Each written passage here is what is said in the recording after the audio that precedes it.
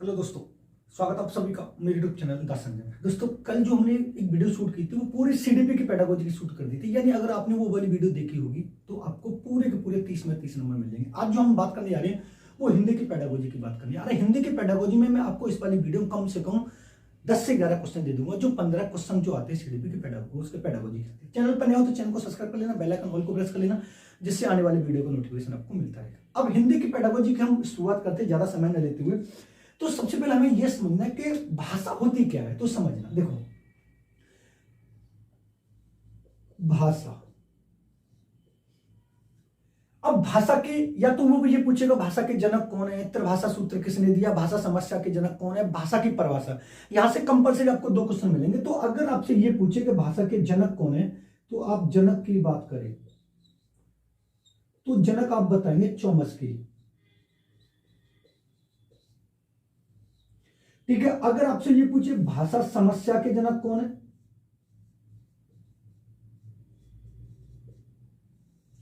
तो आपको बताएंगे लॉर्ड मैकाले, जो कई बार पूछा गया है। लॉर्ड मैकाले कब आया था, तो आप बताएंगे 1835 में आया था। क्लियर बात है। अगर आपसे ये पूछे त्रिभाषा सूत्र किसने दिया है, तो आप इसको भी बताएंगे।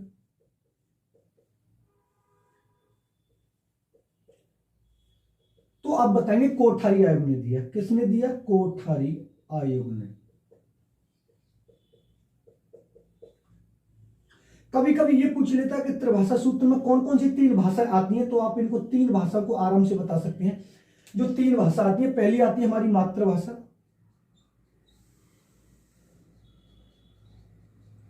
दूसरी जो हमारी आती है वो आती है प्रादेशिक भाषा, और तीसरी जो आती है वो आती है हमारी अंतरराष्ट्रीय भाषा।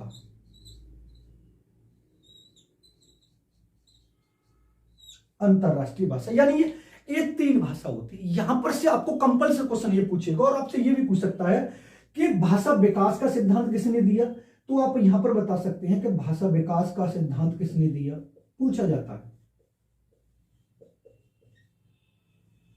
भाषा विकास का सिद्धांत किसने दिया, तो आप बताएंगे चौमस्की ने दिया। अगर आपसे ये पूछे भाषा समस्या के जनक कौन है, तो आप बताएंगे लॉर्ड मैकाले। लॉर्ड मैकाले कब आया था, तो आप बताएंगे 1835 में आया था। अगर आपसे ये पूछे त्रिभाषा सूत्र किसने दिया, तो आप बताएंगे कोठारी आयोग ने दिया। और ये भी पूछ लेगा कि कोठारी आयोग कब आया था, तो आप बताएंगे 1964 और 66 में। क्लियर बात है। यहां पर इस वाली बात को आपको इनको समझना बहुत जरूरी। यहां पर आपको कंपलसरी 1 से 2 क्वेश्चन मिलने वाले पूरे पूरे चांस है।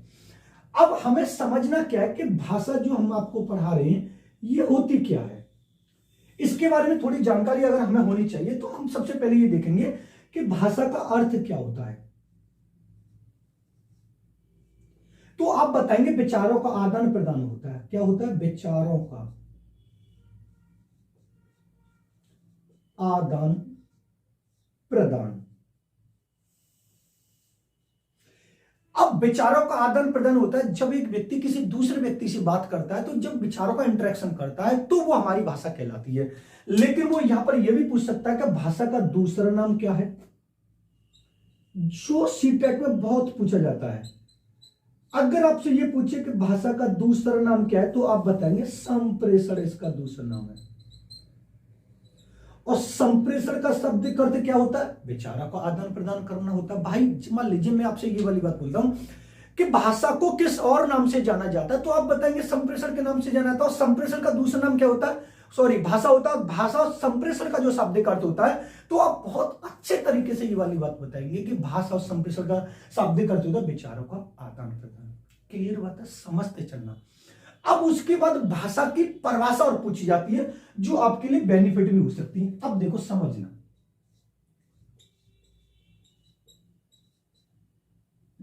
भाषा की परिभाषा कौन कौन सी होती है, कौन कौन सी पूछ सकता है, और ये समझ लेना यहां पर आपको कंपलसरी 1 से 2 परिभाषा पूछेगा ही पूछेगा।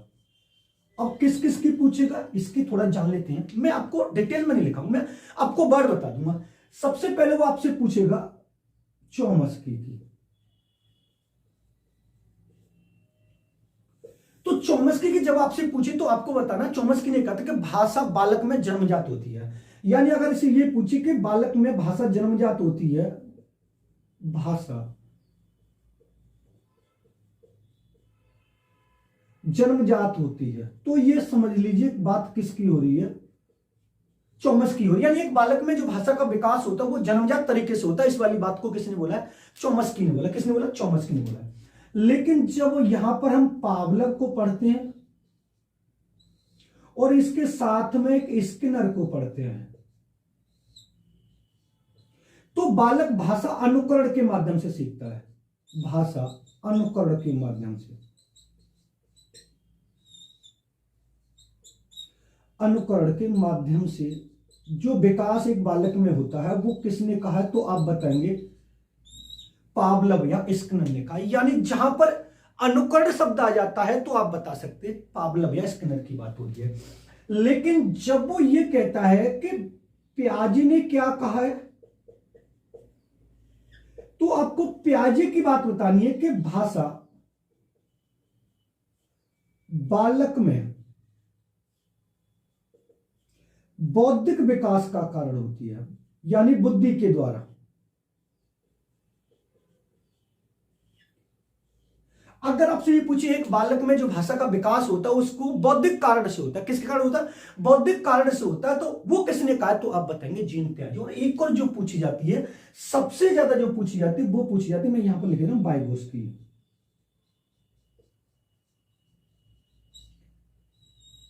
वाइगोत्स्की ने कहा था कि बालक में जो भाषा का विकास है सामाजिक अंतःक्रिया के द्वारा होता है। किसके द्वारा, सामाजिक अंतःक्रिया के द्वारा होता है। तो ये समझ लीजिए बात किसकी हो रही है, वाइगोत्स्की की। यानी ये आपको 1 2 3 4 5 परिभाषा याद करनी है। अगर ये आपको 5 परिभाषा याद होगी तो कंपलसरी आपको एक क्वेश्चन ठीक हो जाएगा मेरे दोस्त जानिमन।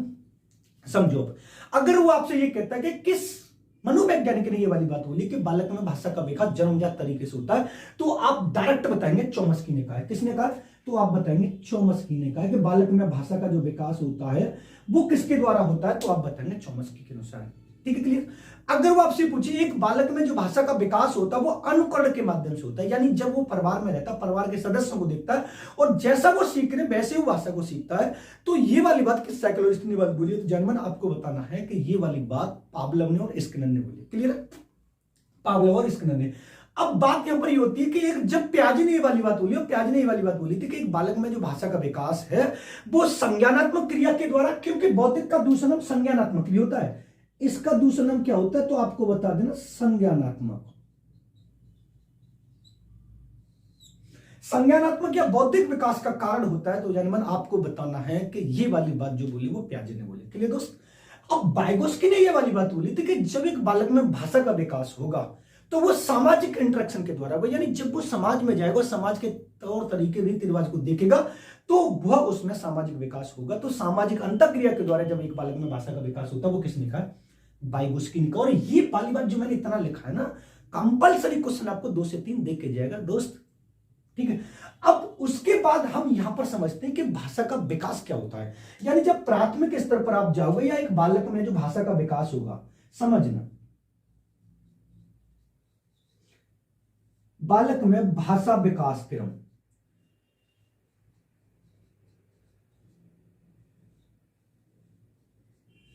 अगर आपने ये बालक में भाषा विकास क्रम अगर समझ लिया तो आपको समझना है कि ये कैसे होता है, क्योंकि यहां से भी क्वेश्चन कई बार पुटअप हुआ है दोस्त। देखो कैसे होता है, पहला आता है कूकना,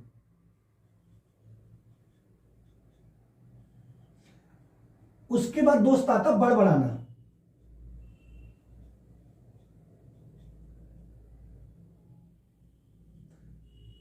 उसके बाद दोस्त आता है एक शब्द,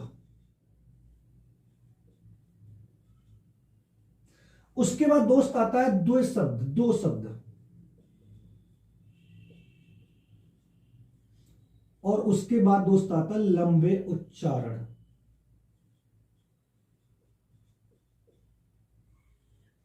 ये वाला क्रम दोस्त आपको याद रखना है कि मान लीजिए उसने ये वाली बात बोली है कि एक बालक में हमें भाषा का विकास करना है, तो निम्नलिखित में से कौन से चरण का सही अनुक्रम होगा। तो पहले आपको बताना कूकना, फिर बड़बड़ाना, फिर एक शब्द, फिर 2 शब्द, और फिर लंबे उच्चारण। अब थोड़ा इनको समझते हैं। इस कूकना का जो समय बताया था वो कितना बताया था, तो आपको बता देना 6 माह बताया था, वो सॉरी 6 सप्ताह बताया था। कितना बताया था? 6 सप्ताह।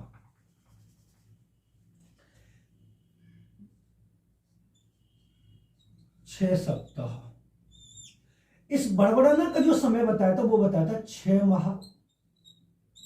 इस एक शब्द का जो समय बताया था वो बताया था 1 वर्ष। इस 2 शब्द का जो समय बताया था वो बताया था 1.5 वर्ष। और इस लंबे उच्चारण का जो समय बताया था 2 से 4 वर्ष। ठीक दोस्त, अब इनको समझना। कूकना क्या होता है कि यहां पर कोई भी अस्पष्ट ध्वनि नहीं होती है, यहां पर कुछ भी नहीं होता, बस कूकता रहता है, वो ध्वनियां निकालता रहता है, उसको कूकना कहते हैं। जब यहां से वो बड़बड़ाना की तरफ जाता है तो वो किन्हीं 2 शब्दों को लेकर बड़बड़ाने की कोशिश करता है, पप्पा मम मम ऐसे बोलने की कोशिश करता है, 1-2 शब्दों को जोड़कर। जब वो एक शब्द में चला जाता है तो वो आराम से बोलने लगता है कि मम्मा पापा अम्मा बुआ ऐसे बोलना स्टार्ट कर देता है। जब 2 शब्द हो जाता है तो 1.5 साल का हो जाता है कि वो उन शब्दों को जोड़ जोड़ के होने से, और लंबे उच्चारण तो फिर अपने आप से वो एक रिदम में चलने लग जाता है। और ये वाला क्रम आपको याद आना चाहिए। अब इसी की तर्ज पर आपको 2 चीज और समझनी है। अब 2 चीज कौन कौन सी समझनी है, तो पहला आपको पढ़ना है भाषा अधिगम। अब ये भाषा अधिगम क्या होता है दोस्त, क्योंकि यहां से भी क्वेश्चन आपसे पूछा जाएगा। और उसके साथ में आता है भाषा अर्जन, उसके साथ में दूसरा आपसे मिलेगा भाषा अर्जन।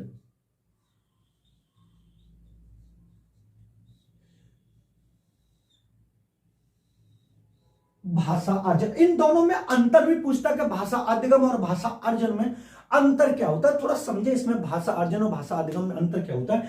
कि भाषा जो अधिगम होता है वो स्वाभाविक प्रवृत्ति होती है, यानी नेचुरल जो प्रवृत्ति होती है, और इसको हम एक तरह से ये समझ लीजिए स्वाभाविक प्रक्रिया। अभी मैं आपको पूरा समझा दूंगा। स्वाभाविक प्रक्रिया, या इसको हम एक और नाम से जानते हैं मातृभाषा, जो प्रथम भाषा के नाम से जानी जाती है। अब ये समझ में कैसी आएगी कि भाषा अधिगम क्या होता है।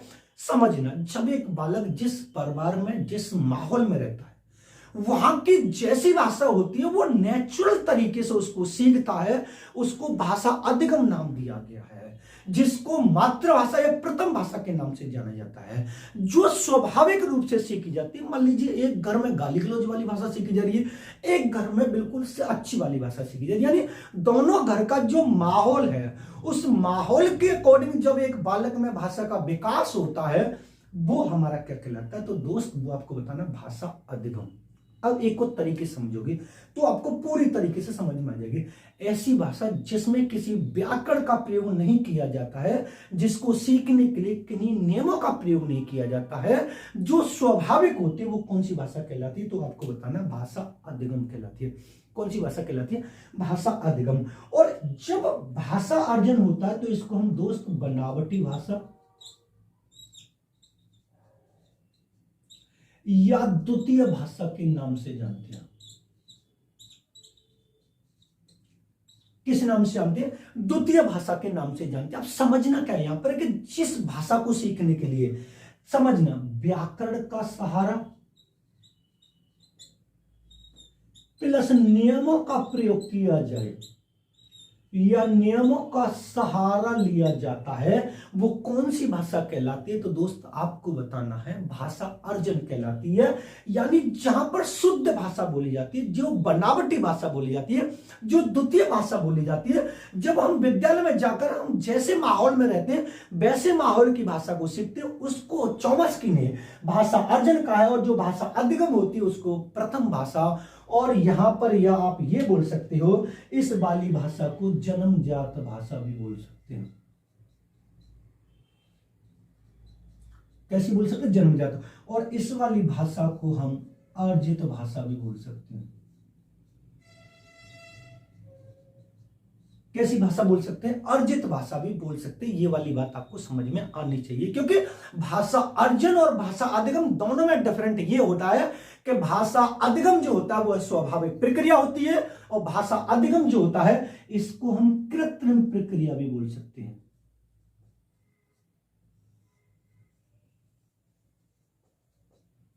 कृत्रिम प्रक्रिया जो होती है, जो बनावटी होती है, जो मनुष्य द्वारा सिखाई जाती है। जैसे आप अंग्रेजी बोलना सीखते हैं, मान लीजिए आप भारत में पैदा हुए, भारत में पैदा होने के बाद आप अंग्रेजी अच्छे से बोलना सीख जाते हैं, तो आपने भाषा अर्जित की है ना, अर्जन की है ना, द्वितीय भाषा तो बोले बनावटी भाषा।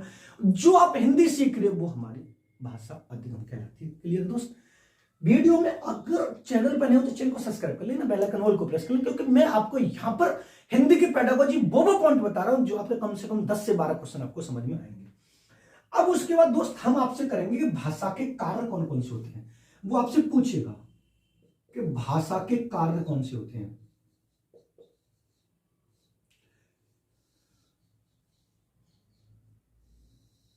समझना भाषा के कार्य कौन कौन से होते हैं। तो इसमें पहला होगा आवश्यकताओं की पूर्ति, यहां से एक मिलेगा आपको।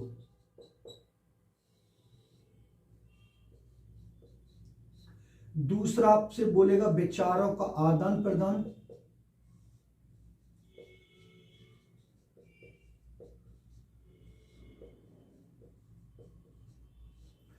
तीसरा आपसे बोलेगा दूसरों को प्रभावित,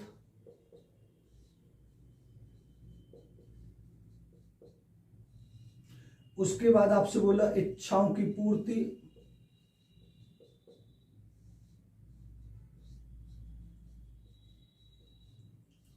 उसके बाद आपसे बोलेगा सामाजिक संबंध,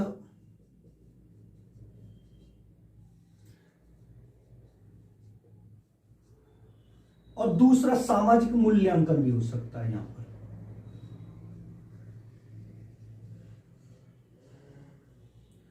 एक आपसे पूछेगा शैक्षिक उपलब्धि,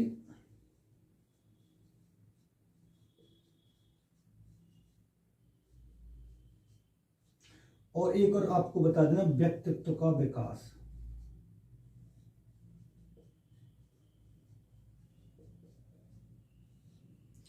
अब ये वाले पॉइंट आपको अच्छे तरीके से समझ में आना चाहिए कि भाषा के कार्य तो बहुत सारे होते हैं, पर मैंने वो कार्य आपको बता दिए जो ज्यादा इंपॉर्टेंट है। तो मान लीजिए वो आपसे पूछता है कि आवश्यकताओं की पूर्ति, विचारों का आदान प्रदान, दूसरों को प्रभावित करना, इच्छाओं की पूर्ति, सामाजिक संबंध, सामाजिक मूल्यांकन, शैक्षिक उपलब्धि और व्यक्तित्व का निर्माण।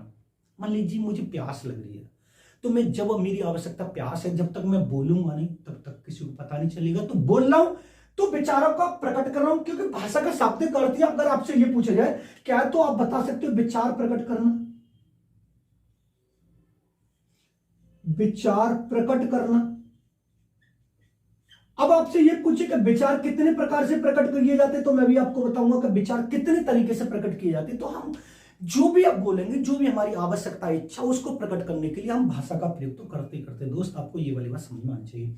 विचारों का आदान प्रदान, मान लीजिए मुझे किसी से बात करनी है, तो बात करते समय मैं एक दूसरे से इंटरेक्शन करूंगा, इच्छाओं के, दूसरों को प्रभावित। अगर मेरी भाषा अच्छी है तो दूसरे मुझसे प्रभावित होंगे, अगर बुरी है तब भी प्रभावित होंगे, लेकिन प्रभावित तो मेरी भाषा से ही होंगे ना। ये वाली बात भी आपको समझ में आनी है। सामाजिक संबंध, अगर मेरा व्यवहार अच्छा है तो समाज में मेरे लोगों से अच्छे संबंध होंगे, और दूसरे लोग मेरा मूल्यांकन करेंगे कि यार वो व्यक्ति बहुत अच्छा है। जब मेरा व्यवहार गंदा है तो लोग ये कहेंगे यार उससे मत बात करिए, ये तो बहुत हर बात में लड़ाई झगड़ा करता है। तो ये सारी के सारी जो कुछ भी मेरे बारे में धारणा है वो सब भाषा के आधार पर होगी। शैक्षिक उपलब्धि, अभी आप सीटेट का पेपर देने जा रहे हैं तो भाषा का प्रयोग करेंगे। कितने प्रकार की होगी? 3 प्रकार की होती है, सांकेतिक, मौखिक और लिखित। और जब सीटेट का पेपर देंगे तो वहां पर आप तीनों का प्रयोग करेंगे। मान लीजिए जैसे मेरे ये हाथ चल रहे हैं तो सांकेतिक है, मेरा जो आवाज बोल रहा हूं मैं मौखिक, और जो मैं लिखता हूं व्हाइट बोर्ड पर वो लिखित भाषा का प्रयोग किया जाता है। व्यक्तित्व का विकास, भाई भाषा के आधार पर तो दूसरे के एग्जाम्पल दिया जाता है कि यार वो व्यक्ति बहुत अच्छा बोलता है। क्लियर बात है? अब यहां पर समझना क्या है, वो आपसे ये पूछेगा भाषा के प्रकार,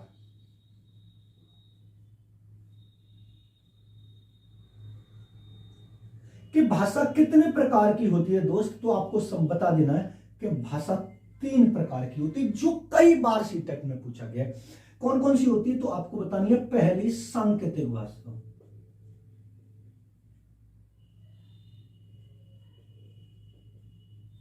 दूसरी दोस्त आपको बतानी है मौखिक भाषा,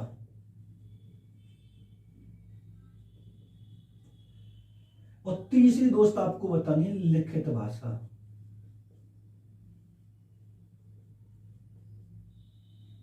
ये तीन भाषा के आधार पर एक व्यक्ति अपने विचार खुलकर प्रकट करता है। अगर आपसे ये पूछे भाषा कितने प्रकार की होती है तो आप बताएंगे 3 प्रकार की होती है। कौन कौन सी? सांकेतिक, मौखिक और लिखित। और एक बात तो ध्यान रखिएगा, ये जो तीनों मैंने आपको लिखाई है ये क्रम से लिखाई है, क्योंकि क्रम से आपसे पूछ सकता है कि भाषा का सही क्रम कौन सा है, तो आप सांकेतिक, मौखिक और लिखित। लेकिन यहां पर यह पूछेगा कि एक बालक सबसे पहले किस भाषा का प्रयोग करता है, तो आप बता देना सबसे पहले प्रयोग, सर्वप्रथम जो प्रयोग की जाती है वो कौन सी भाषा की जाती है, तो आप बता देना जानी मन सांकेतिक भाषा का प्रयोग किया जाता है। क्लियर बात है। मौखिक भाषा की जब बात करें तो किसी व्यक्ति की जो पहचान होती है,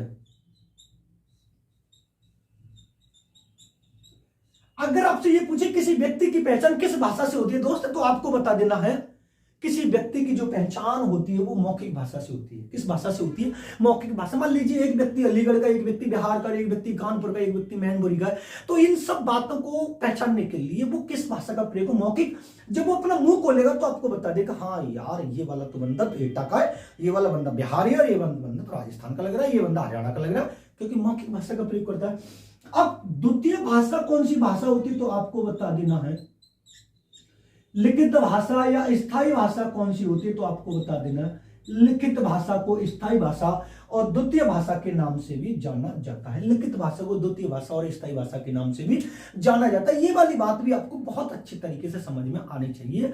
और यहां पर एक क्वेश्चन और आपसे पुटअप करेगा जो बहुत ज्यादा इंपॉर्टेंट होता है, क्योंकि लिखित भाषा जो होती है छात्रों के लिए प्रोडक्ट तैयार कराती है या उत्पाद तैयार कराती है। तो आपको ये पूछे कि प्रोडक्ट यानी उत्पादक भाषा कौन सी भाषा कहलाती है, तो आप बता सकते हैं कौन सी भाषा कहलाती है, तो आप बता दें लिखित भाषा कहलाती है। कौन सी भाषा कहलाती है? लिखित भाषा कहलाती है। यहां पर आपसे पूछे भाषा कितने प्रकार की होती है, तो आप बताएंगे 3 प्रकार की होती है, सांकेतिक भाषा, मौखिक भाषा, लिखित भाषा।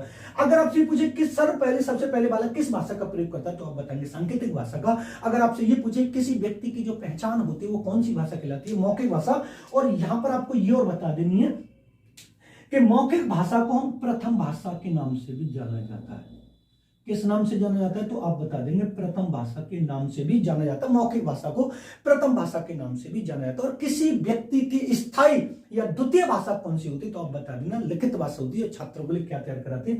प्रोडक्ट तैयार कराती है। अब यहां पर एक चीज और आप समझना जो आपके लिए बेनिफिट साबित होगी। यहां पर शिक्षण पूछेगा, वो हिंदी के शिक्षण पूछेगा जो आपको 1 नंबर दे के जाएगा। जो हिंदी में जो शिक्षण का प्रयोग किया जाता है दोस्त, तो वो आपसे ये पूछे कितने प्रकार का प्रयोग किया जाता है, तो आपको बता देना 2 प्रकार का प्रयोग किया था। कितने प्रकार का प्रयोग किया था? 2 प्रकार का प्रयोग किया था। पहला होता गद्य शिक्षण और दूसरा होता पद शिक्षण।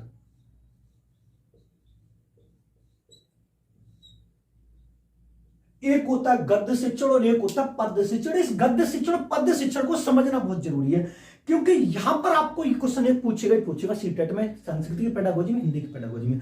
गद्य शिक्षण वो शिक्षण कहलाता है, थोड़ा समझे इसमें, जिसमें कहानियों का प्रयोग किया जाता है।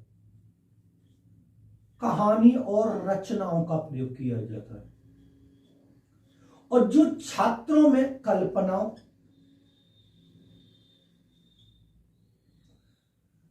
जिज्ञासा, रुचि और सृजनात्मकता का विकास करती है।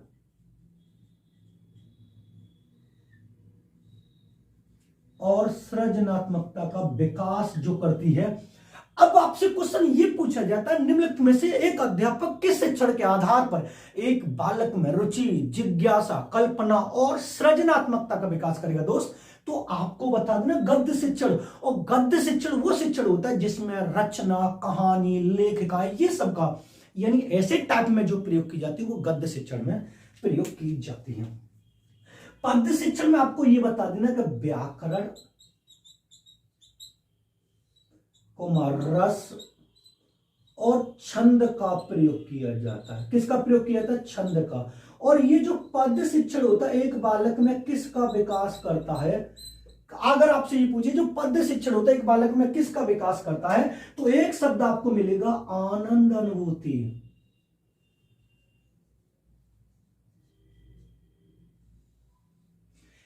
अगर एक अध्यापक एक बालक में आनंद की अनुभूति कराना चाहता है तो वो किस शिक्षण का प्रयोग करेगा, तो आपको बता देना पद्य शिक्षण। और एक अध्यापक बालक में सृजनात्मकता, कल्पना, कल्पनाशीलता, रुचि और जिज्ञासा का विकास कराना चाहता है तो वो किस शिक्षण का प्रयोग करेगा, तो आप बताएंगे गद्य शिक्षण का प्रयोग करेगा। क्योंकि ये जो मैंने हिंदी की पेडागोजी पढ़ाई है अगर 10 नंबर से कम आ जाए तो आप मुझसे कहते हैं। एक बार फिर समझे, भाषा किसे कहते हैं, भाषा के जनक कौन है, चौमस्की। भाषा विकास का सिद्धांत किसने दिया, चौमस्की ने दिया। त्रिभाषा सूत्र किसने, कोठारी आयोग ने दिया था। भाषा समस्या के जनक कौन है, तो आपको बता देना लॉर्ड मैकाले हैं। वो सॉरी, हाँ लॉर्ड मैकाले। लॉर्ड मैकाले कब आया था, तो आपको बता देना 1835 में आया था। कोठारी आयोग कब आया था, तो आप बता सकते हैं 1964-66 में आया था। अगर आपसे पूछे भाषा जन्मजात किसने कहा, चौमस्की ने। पावलोव और स्किनर ने कहा भाषा अनुकरण के माध्यम से सीखी जाती है। प्याजे वाली होती भाषा बालक में बौद्धिक विकास है, संज्ञानात्मक विकास का कारण होता है।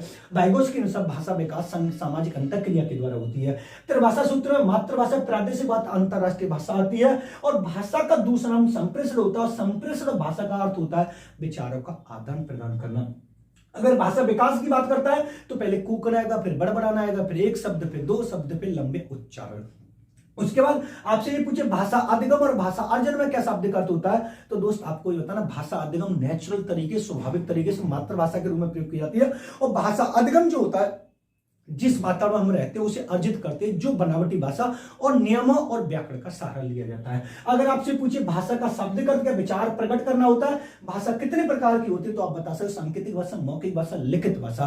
किस व्यक्ति की पहचान किस भाषा से होती है, तो आप बताएंगे मौखिक भाषा से। सबसे पहले एक बालक किस भाषा का प्रयोग करता है, तो आप बताएंगे सांकेतिक भाषा का। लिखित भाषा कौन सी होती है, तो आप बताएंगे स्थायी भाषा या द्वितीय भाषा या गौड़ भाषा, जो छात्रों के लिए प्रोडक्ट तैयार कराती है। गद्य शिक्षण छात्रों में रुचि, जिज्ञासा, कल्पना का प्रयोग करता है। और पद्य शिक्षण छात्रों में अनुभूति का प्रबंध करता है। ये था दोस्तों हिंदी की पेडागोजी।